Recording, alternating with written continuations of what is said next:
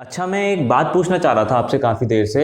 अगर आप इजाजत दे तो मैं पूछूं? मना करने पर भी कौन सा मानेगा तू। पूछ। आपके इस फील्ड में बीच में पिच कैसे बन गई? पिच कैसे बन गई क्या मतलब? खुल के बोल। आपके इसमें ये बीच में पिच कैसे बन गई? मेरे सर की बात कर रहा है तू? हाँ। ओए, तू पर्सनल लेवल पे मजाक में मत आ जाइयो। ये मत सोचियो कि मैं पंचर वाला हूं तो बस टायर ही फेंकता हूँ। मैं लोगों को भी फेंकता हूँ। नहीं नहीं, नाराज मत होइए। अच्छा, मैं अच्छे से पूछ लेता हूँ। आपके सर में ये बीच में से बंजर क्यों हो गया?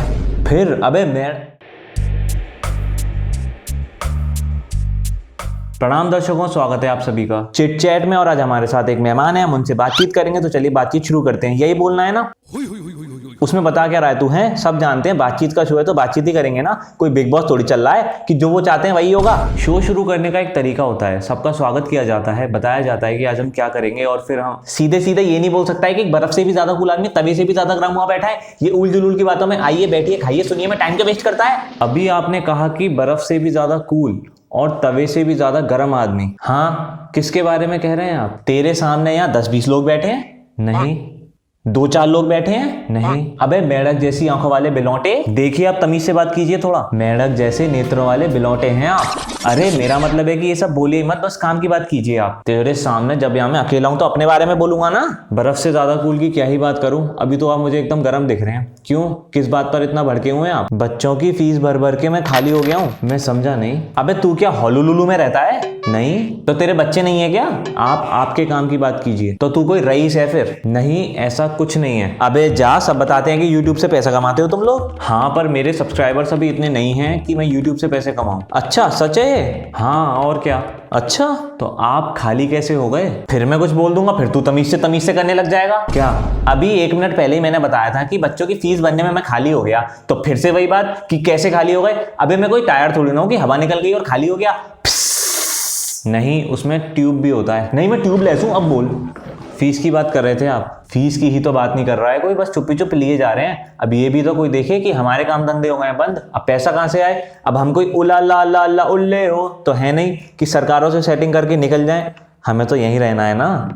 अब काम धंधा आधा है और खर्चा बहुत ज्यादा है। इस बार बेटी की कोचिंग रह गई अधूरी और स्कूल की फीस देनी है पूरी। मेरा एक दोस्त है महेश, वो टीचर है, उसको आधी तनख्वाह मिल रही है। मेरा एक और दोस्त है सलीम, वो स्कूल में ही अकाउंट्स डिपार्टमेंट में है, उसको भी आधी तनख्वाह मिल रही है। अब एक बार बताओ, बच्चों से पूरी फीस लेके ये इनको आधी तनख्वाह क्यों दे रहे हैं? चोर!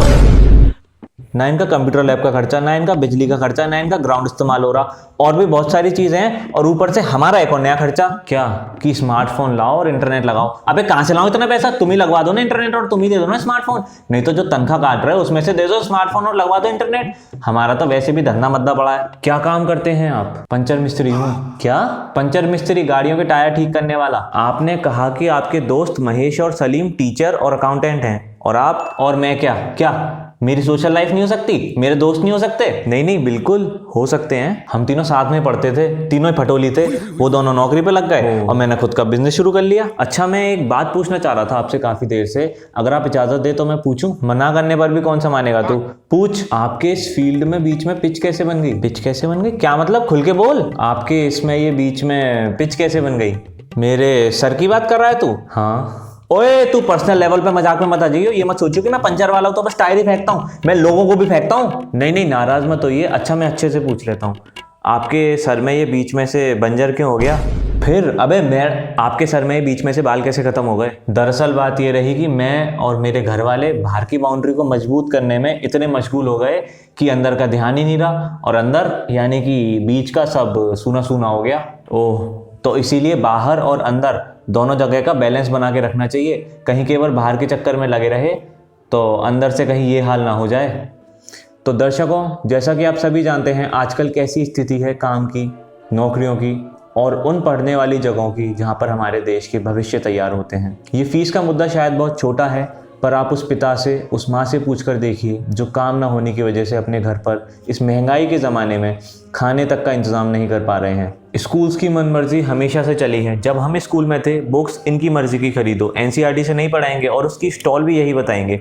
ड्रेस में बेल्ट तो बेल्ट, सॉक्स टप पे अपने ब्रांड का नाम छपवा देंगे और वो भी इनकी मर्जी की दुकान से खरीदो। Computer lab, physics lab, chemistry lab, इसमें बच्चा जाके कुछ सीखे या ना सीखे, इससे इनको कुछ फर्क नहीं पड़ता, पर बच्चे की प्रैक्टिकल फाइल में प्रैक्टिकल सारे होने चाहिए। इनकी इन्हीं हरकतों की वजह से बच्चे प्रैक्टिकल फाइल लेके 20-20 मार्क्स के लिए इनके आगे पीछे चक्कर लगाते हैं। क्लास में कुछ आए या ना आए, बच्चा कुछ सीखे या ना सीखे, इससे कुछ फर्क नहीं पड़ता इन्हें, पर उसको ट्यूशन पढ़ने की सलाह जरूर मिल जाती है टीचर से, और इसका असर पेरेंट्स पे और बच्चे दोनों पे पड़ता है। बात ये छोटी नहीं है, पर शायद कोई बोलने वाला नहीं है, और कुछ बोलने वाले हैं भी तो शायद उनको कोई सुनने वाला नहीं है।